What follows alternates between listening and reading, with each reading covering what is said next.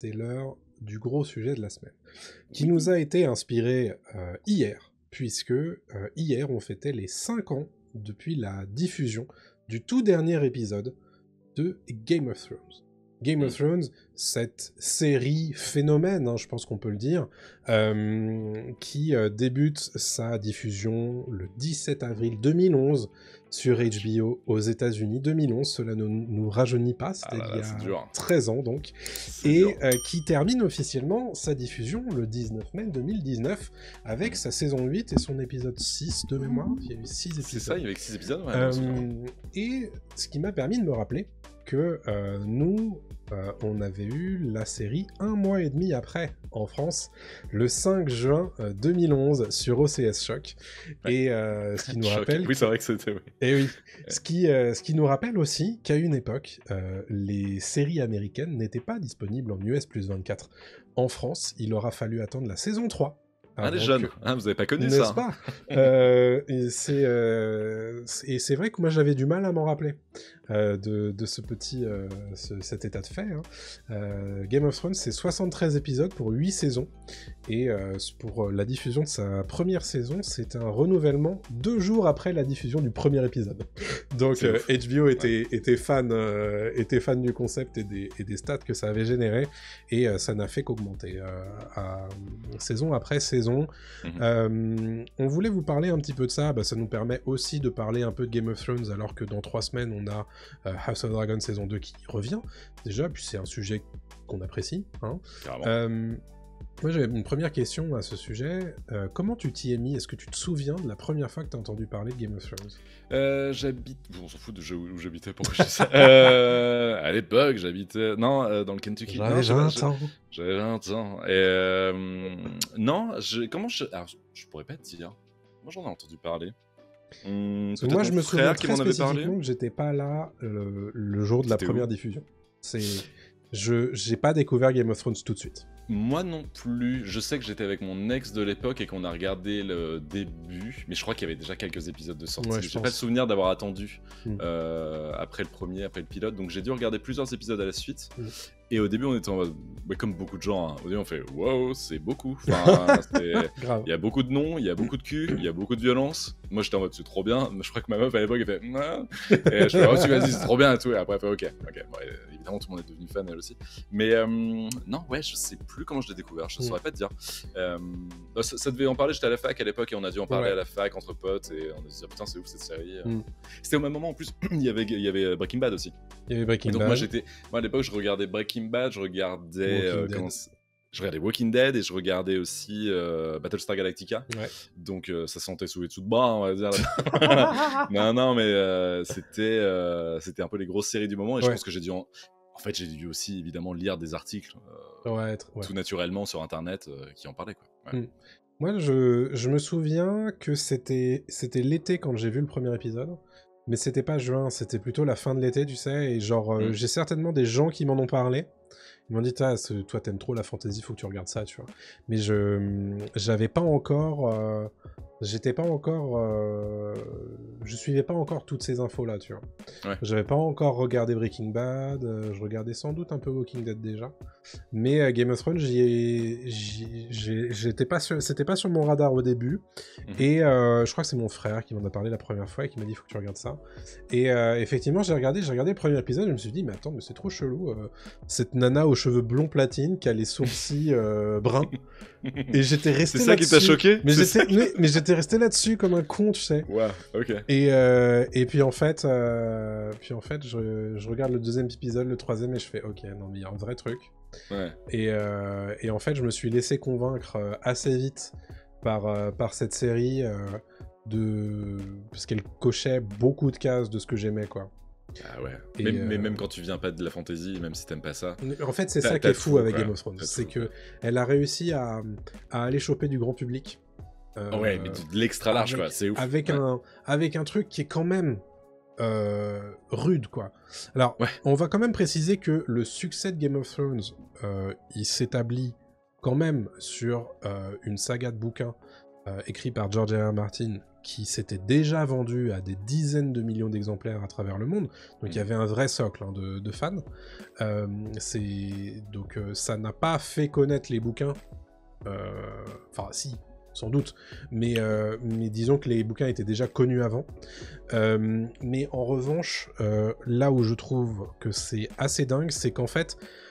Alors ça a mis quelques années, je dirais, mais à partir d'un certain stade, tout le monde était connaisseur de Game of Thrones, tout le monde savait ce que c'était, même les gens qui, d'une manière générale, te diraient oui, non mais moi le Seigneur des Anneaux, je trouve ça chiant, j'y comprends rien et tout, tu vois. Et c'est ça que j'ai toujours trouvé dingue avec Game of Thrones, c'est à quel point, en fait, même le grand public du grand public était capable de kiffer ça.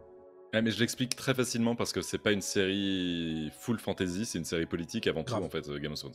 Et je pense que c'est pour ça que ça fonctionne. Complètement. Ça fonctionne comme à l'époque House of Cards ou trucs comme ça en fait. T'es pas obligé d'être spécialiste de la politique américaine pour comprendre House of Cards. Tu vois. Et je pense que c'est exactement ça. Je pense que c'est une série qui mêle énormément de genres. Je pense que c'est quelque chose qui se reproduit rarement, plutôt, d'avoir autant de genres qui se mélangent aussi bien, parce qu'on a quand même d'un côté énormément de politique qui peut rebuter, moi qui m'a rebuté au tout début. D'un côté t'as énormément de cul, c'était un peu, je trouve, l'héritage de True Blood à ce moment-là, tu vois.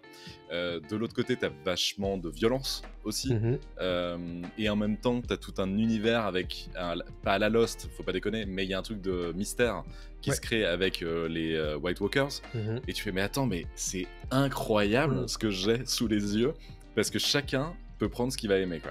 Grave. C'est trop... Et des cliffhangers de fou. Le cliffhanger de l'épisode 1. Les cliffhangers de malade. Le cliffhanger de l'épisode 1 avec Bran qui tombe, c'est quand même... ils sont très forts. La série elle a 15 ans, quoi, mais c'est fou, quoi. Donc tout ça, c'était fait... Enfin, ça devait marcher, c'était obligé que ça marche, quoi. On va préciser évidemment qu'on va pas trop spoiler la fin de série pour les lecteurs qui ont arrêté de regarder la série, tu sais, ce que je respecte. Faut aussi, c'est un truc qu'il faut qu'on précise, mais on en parlera tout à l'heure sur la fin de série et du coup les bouquins qui n'étaient pas finis au moment de la fin de série. Mais moi, oui, j'ai trouvé ça assez dingue en fait, à quel point ça faisait consensus. Même si, tu vois, parfois c'était quand même, ça allait vraiment dans beaucoup de violence ou beaucoup de sexe. À tel point que ça a été vraiment parodié, que c'en était trop, tu vois. Et d'ailleurs, ça s'est un peu estompé sur la fin de série, la fin de série, à raison, je trouve, parce qu'elle a pas vraiment besoin de ça, cette série. Mais elle n'a plus besoin de ça. Mais à l'époque, elle en avait besoin, je pense. Ça a fait parler. Ça a permis de faire la promo de la série, c'est sûr. C'est clair. Et ouais, je suis super d'accord, le côté politique, en fait, parce que il y a un truc aussi avec Game of Thrones, c'est que pendant très longtemps sur la saison 1, cette série n'est pas fantastique. C'est juste une série politique médiévale, et il n'y a pas vraiment... il y a assez peu d'éléments de fantasy, et ça débarque vraiment au moment de l'éclosion des œufs, quoi, à la toute fin de la saison 1. De la saison 1, et après, effectivement, on se permet beaucoup plus de trucs fantasy sur la fin de série, mais je pense que ça a permis aussi aux gens d'entrer, les gens qui sont pas spécialement dans ce genre-là, d'entrer là-dedans, et pourtant, c'est touffu comme univers. Parce que dès l'épisode 1, on va te parler, t'as déjà 25 personnages principaux, t'as énormément de lieux, voilà. Alors, la chance qu'a l'épisode 1 quand même, c'est qu'il y a 3 gros lieux. Oui, t'as Winterfell, t'as King's Landing et... T'as King's Landing, t'as avec Daenerys, là en Essos, et puis t'as de l'autre côté du mur. Mais en vrai, ils réussissent quand même à bien maîtriser leur truc. T'es même pas au mur d'ailleurs, Jon Snow il y est pas dans l'épisode 1. Ah non, il y est envoyé plus tard, mais tu sais, le prologue... oui, juste avant avec les 3 mecs qui sont en mode qui est d'ailleurs adapté page pour page du prologue du bouquin. Et ouais là-dessus ils sont forts, hein. Non mais on va pas revenir sur toute la série. Nous, ce qui nous intéresse, c'est vraiment la suite en fait. C'est la fin et l'après-fin justement, tout ce qui s'est passé. Parce que le début, on est d'accord pour dire que c'est génial. on est aussi d'accord pour dire que la fin est mauvaise. Non, bah c'est voilà, clair. chacun a son avis. Nous, c'est notre avis, c'est subjectif évidemment. Mais le problème, c'est que quand ils ont commencé à partir de leur côté sans utiliser les écrits de George R. Martin, ça devient plus compliqué. C'est beaucoup plus rushé. Il y a les rumeurs comme quoi, justement, les créateurs avaient, et ça c'est vrai, par contre, ils avaient un projet Star Wars sur le feu. Et donc, ils se sont dit, tiens, est-ce qu'on se focalisera pas un peu plus sur Star Wars et donc, on va rusher Game of Thrones, on va rusher la fin. Malheureusement pour eux, Star Wars, ça leur est passé sous le nez et la fin de Game of Thrones a été conspuée. Donc, forcément, c'est compliqué. Et eux, ils ont perdu de leur aura aussi parce qu'à l'époque, ces mecs-là, D.B. Weiss et Dan. Tout le monde leur mangeait dans la main. Tout le monde leur mangeait dans la main, c'était ouf, quoi. David Benioff, merci, et D.B. Weiss, qui aujourd'hui sont venus un petit peu par la petite porte, je trouve, avec le problème à 3 corps sur Netflix, d'ailleurs qui a été renouvelé, voilà, qui a été renouvelé pour une saison 2, je pense sur le fil, mais qui a été renouvelé quand même. Et donc tout ça pour dire que on est passé d'une série stratosphérique à une série détestée dans le monde entier qu'on a oublié limite le lendemain. Et c'est assez bizarre en fait, comme. C'est très étrange si c'est passé. C'est le problème des épisodes, des derniers épisodes. C'est toujours très compliqué dans une série. Si Breaking Bad avait eu un épisode final nul à chier, je pense que la série n'aurait pas du tout la même aura aujourd'hui, tu vois, dans le monde. Heureusement pour Breaking Bad, l'épisode final est génialissime, tout se passe bien, c'est super. Et Game of Thrones n'a pas cette chance-là. Est-ce que Game of Thrones aurait été sauvé si la dernière saison... L'avant-dernière est encore un peu ok, je trouve. La dernière est vraiment pas bien. Si la dernière saison avait été, tu vois, meilleure, quoi, ou fignolée. Je sais pas. En fait, moi, je commence à avoir des problèmes avec Game of Thrones à partir de la saison 6, déjà. Quelle avant-dernière ? C'est à partir de la saison 6 qu'il n'y a plus de bouquins sur lesquels se basait l'adaptation. Donc tout de suite, ça devient compliqué, c'est évident.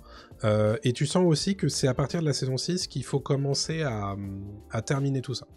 Et donc c'est à partir de ce moment-là qu'il commence à y avoir des personnages qui se téléportent, sans vraiment trop savoir comment ou pourquoi.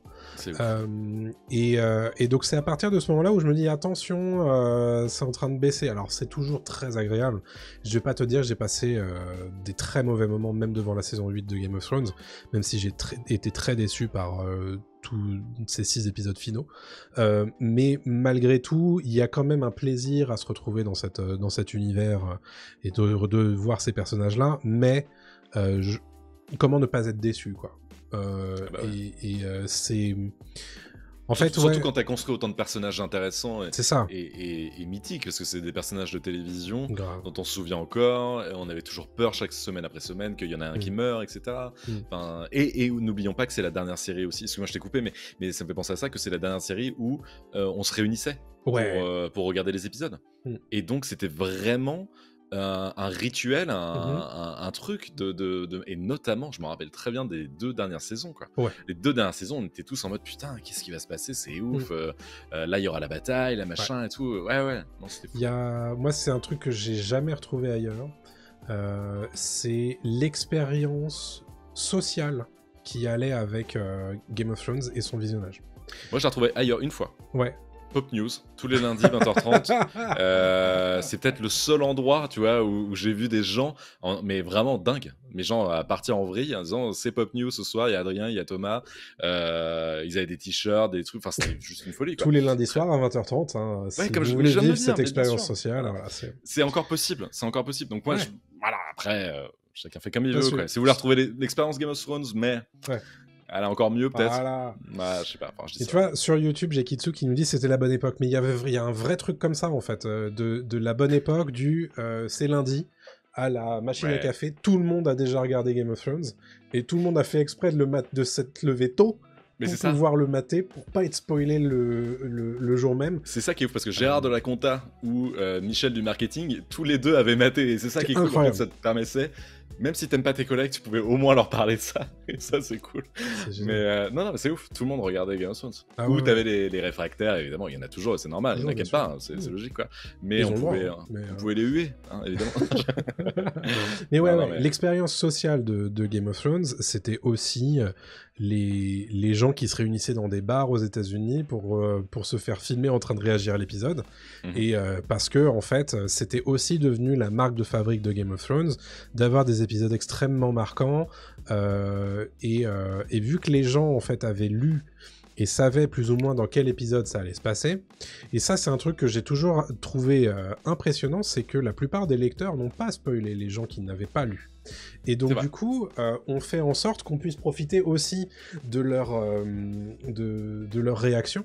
Et ça, je pense que c'était aussi un des mécanismes qui a fait que Game of Thrones a pris tant d'ampleur, c'est qu'il y avait un vrai côté viral aussi à partager ces instants des gens, par exemple, qui réagissent au Red Wedding, par exemple, pour ne dire que ça. Mais tu vois, et ça, c'est vrai que j'ai rarement connu ça après. Ouais. Non, pareil, je réfléchis, j'ai pas eu de série ou même de film. Bah, un Star Wars peut-être, mais c'était déjà passé avec le retour le réveil de la Force. Ouais. Donc ouais, non, c'est vrai que depuis on n'a pas eu ça, et puis il y a eu le Covid, il y a eu tout ça, donc je pense que les modes de consommation ont été différents, ont changé à ce moment-là aussi. C'était la fin d'une époque, mais c'est pas grave, hein, c'est le début d'une autre, donc c'est cool. Et faut pas être nostalgique de ça, c'est juste que c'était autre chose, mais c'est vrai que c'était sympa, quoi. Mais bon, en tout cas, parlons de la fin. Parlons de la fin et surtout de l'héritage et qu'est-ce que aujourd'hui représente Game of Thrones. Moi, j'ai toujours de l'affect pour Game of Thrones. La preuve, c'est que je continue d'en parler avec grand plaisir et tu vois, de la défendre. Je défends les 4 premières saisons, voire les 5 premières saisons, parce que j'aime énormément ce côté politique, j'aime énormément les personnages travailler. Le casting est fou, l'acting est dingue, les décors sont malades. Enfin, de toute façon, cette série, elle était parfaite sur tous les plans. Mais elle a chuté, elle a trébuché à la fin, elle s'est pris les pieds dans le tapis. Est-ce que ça en fait une mauvaise série pour le coup? C'est ça la vraie question. Pas. Pour moi, non, ça en fait pas une mauvaise série, c'est juste que l'ensemble est moins bon, quoi. Tu sais, c'est le fameux mème que tout le monde a vu, j'imagine, avec le cheval dessiné, tu sais, saison 1, saison 2, saison 3, saison 4. La tête du cheval est dégueulasse, oui, mais le reste du corps est cool et bien dessiné, quoi. Ceux qui ne connaissent pas ce même vont se dire ce mec est fou. Bref, et la suite aussi m'intéresse de savoir c'est quoi l'héritage de Game of Thrones aujourd'hui. Alors évidemment, tout de suite on va se diriger sur House of the Dragon qui est la saison 2 qui débarque là en juin, mais est-ce qu'il y a d'autres séries qui ont pris le relais? J'ai du mal à en voir, ou alors je suis pas forcément bon là-dessus, mais je sais pas si toi t'as vu des séries qui ont un peu pris le... Bah, j'en ai parlé il y a 2 semaines quand je vous ai parlé de Shogun. C'est un des premiers trucs auxquels on a comparé Shogun, c'est Game of Thrones. Et je sais pas si je suis super d'accord en fait, parce que Game of Thrones c'est effectivement beaucoup de politique, il y a du sexe, etc. Il y a de la violence et tout. Shogun c'est de la politique. Franchement, le sexe est gentillet. La violence... c'est pas... on a vu largement pire. Donc, je ne sais pas s'il y a des séries en dehors de House of Dragon qui auraient repris de façon évidente le flambeau de Game of Thrones, parce que pour moi, il y a une conjonction gigantesque en fait autour du succès de Game of Thrones. Il y a évidemment le phénomène social, le phénomène grand public. Il y a aussi le phénomène Internet qui a été Game of Thrones, c'est-à-dire que tout le monde parle de Game of Thrones sur Internet, sur les réseaux sociaux, que ce soit Twitter, YouTube énormément a façonné le succès de Game of Thrones, les sites de fans aussi autour de Game of Thrones, les théories, Reddit, etc. Il y a quand même peu de séries de nos jours qui sont capables de dire « ouais, je suis Game of Thrones nouveau ». Ça a été l'avènement du streaming aussi. Ah, carrément. Rappelle-toi qu'on comparait ces chiffres-là, hein. À l'époque on en parlait. Ouais. On dirait, ah ouais, c'était la série la plus téléchargée, oui, c'est vrai. Tu fais, putain, c'est ouf quand même. Non, mais ouais, c'était la série la plus folle du monde, quoi. Depuis, ouais, pour moi, il n'y a pas d'héritage. Et non. House of the Dragon n'est pas vraiment un héritage. Enfin, si, ça l'est évidemment, mais dans le sens où c'est sa propre série aussi, et c'est autre chose. Et ceux qui ont regardé Game of Thrones ne regardent pas forcément House of the Dragon, tu vois, c'est... Oui. Et ça a mis du temps, je crois. J'ai vu ça dans le chat tout à l'heure, mais il y en a qui disaient que ça avait explosé à partir de la saison 3, et c'est vrai que Game of Thrones a mis un peu de temps avant d'exploser. Comme toute bonne série, hein. Une série ne cartonne jamais tout de suite, c'est rare, à part un Squid Game. Bon, oui, mais ça se construit un peu sur la durée, quoi. Mais ouais, cette série est intéressante parce que elle a marqué tout le monde. Elle a été un pan ultra important, si ce n'est le plus important des années 2010 à la télévision. 2010, c'est Game of Thrones. Tu peux pas trouver une autre oui. série. Et pourtant, on n'en parle pas, tu vois, comme on devrait en parler, je pense. En fait, je suis assez persuadé, pour répondre un petit peu à la question sous-jacente qu'on pose depuis tout à l'heure, je pense qu'il y a autant, jusqu'à la saison 7, c'était ok d'aduler Game of Thrones. Autant après la saison 8, c'est devenu un peu plus compliqué. Parce qu'en fait, je sais pas vous, les gens dans le chat et les gens dans les commentaires et les gens qui nous écoutent en podcast, mais quand on parle d'une grande série, souvent on parle d'une série qui n'a pas vraiment de temps faible. Des séries qui...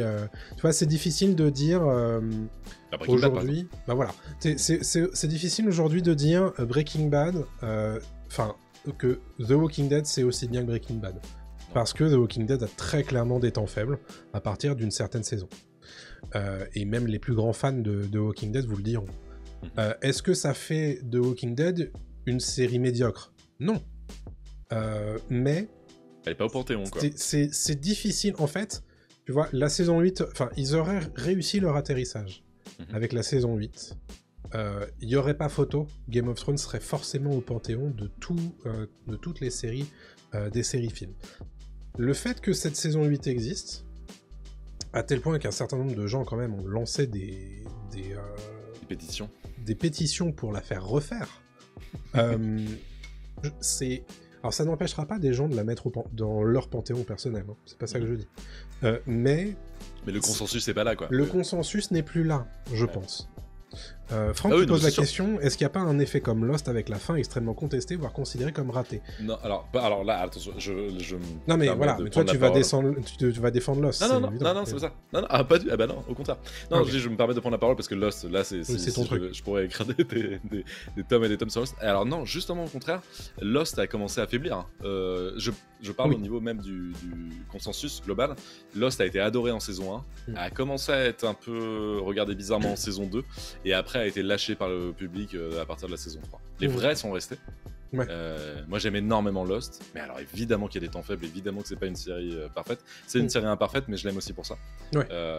Voilà, mais par contre évidemment que Lost ne sera pas au panthéon des grandes séries, même si pour moi elle y est. Tu disais chacun. Ouais, voilà, c'est ça. Dans le mien, oui. Ouais. Une série par contre, tu vois, qui mérite d'y être, c'est Les Sopranos, une série, voilà, etc. Voilà.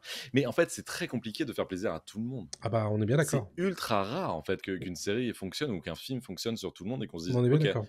Titanic, bah, je vois pas qui peut dire que c'est pas un bon film, tu vois. Apocalypse Now, Terminator 2 et tout, faut vraiment être super difficile et avoir de la merde dans les yeux, quoi. Donc, tu vois, c'est des films où tu dis, bon, ok, il y a un consensus. Ouais. Sur une série, déjà, c'est un temps long.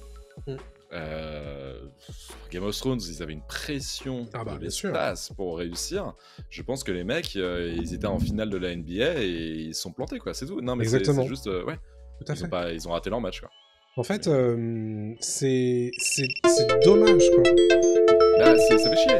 Mais ça n'empêche que c'est une bonne série et que derrière, heureusement, tu vois, ça a permis d'obtenir des séries comme House of the Dragon. Bientôt, c'est là où je voulais te demander The Hedge Knight, c'est ça ? Ouais, The Hedge Knight. The Hedge Knight, donc qui sera une série spin-off de Game of Thrones. Finalement, ça a fait des petits. Et donc, ces petits-là, tu vois, vont aussi... tu vois, se perpétuer l'esprit Game of Thrones, quoi. Mais la série d'origine, évidemment que, bon, bah, voilà, elle s'est plantée. Ouais.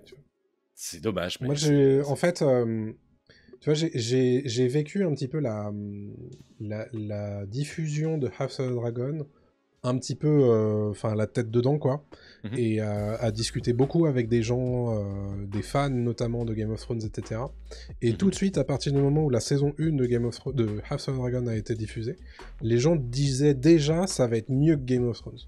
Ouais. Et alors, bon, je trouve que c'est peut-être un petit peu enterré trop vite Game of Thrones, ou alors porté au nu House of the Dragon trop vite. Oui. Donc il faut faire attention à pas comparer une série qui est terminée à une série qui vient juste de commencer.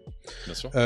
Mais j'ai vraiment pu voir de façon très palpable la déception des gens sur Game of Thrones. Et c'est vrai que du coup, on peut pas nier que cette saison 8, cette fin, a vraiment entaché la réputation de Game of Thrones de façon durable, à tel point que ils ont mis quand même un sacré bout de temps. Ah non, non, c'est faux. Ils ont mis 3 ans à balancer House. Non, c'est pas si long. Non, c'est pas si long, j'allais dire de la merde. Mais tu vois, par exemple, là, j'ai balancé un petit sondage sur YouTube et sur Twitch pour savoir, la question c'était, la fin de Game of Thrones a-t-elle gâché votre avis sur la série ? Sur Twitch, on est 75% à me dire non. Sur YouTube, par contre, vous êtes 75% à me dire oui. Tu vois, donc c'est... On va vous mettre d'accord. Ouais, non, mais voilà, mais ça montre bien quand même que c'est 50-50 alors. C'est 50-50 quoi. Et donc c'est... Donc il y a quand même, oui, non, mais il y a une grosse part de déception. Il n'y a pas, encore une fois, de consensus, évidemment. Mais c'est... Après, je suis content qu'une série comme ça existe aussi. Tu vois, on rentre dans le dur, dans le détail et tout.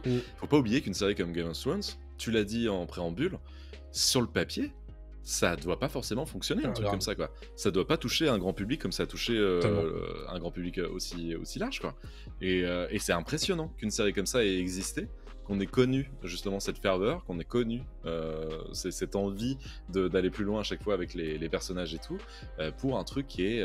moi, de base, je suis pas du tout, tu vois, lecteur de Martin, et encore moins, tu vois, de ce genre d'écrit, et ça m'a pas empêché d'acheter bien sûr. Tu vois, le Trône de Fer qui est dans ma bibliothèque, parce que ensuite j'ai fait ok, c'est trop bien comme lecture. Donc je suis content que ça ait permis tout ça, et ça a fait, je pense, du bien à la télé. Ça a fait un bien fou, ça a permis de développer tu vois, des émissions, des shows et des séries télé qu'on n'avait pas forcément avant, avec un plus gros budget, voilà, et surtout des scénarios beaucoup plus fou, quoi. Mais donc ouais, non, je vais terminer là-dessus parce que sinon on pourra en parler des heures, quoi. mais moi, mon truc final, ce serait ça, c'est de dire, je suis content que ça existait, même si elle a merdé. Au moins, elle a eu le mérite de repousser les limites de la téloche, et de prouver un peu que, en fait, une série télé peut rassembler autant que... complètement. Mais tu vois, par exemple, on me dirait... Est-ce que tu veux vivre dans un monde où Game of Thrones n'a pas existé ? Non, jamais de la vie en fait. Non, mais tu vois, dans le sens où c'est pas parce que la saison 8 a gâché un peu une partie du truc que je voudrais pas qu'ils aient jamais essayé, quoi. Oui, exactement. Voilà pour notre point de vue sur ce grand débat, et on vous invitera bien entendu, si vous nous écoutez sur une plateforme où il y a des commentaires qui sont ouverts, n'hésitez pas à nous donner vos avis à ce sujet. Est-ce que malgré cette saison 8, Game of Thrones est toujours une grande série digne de panthéon des séries ? On attend évidemment vos avis sur la question.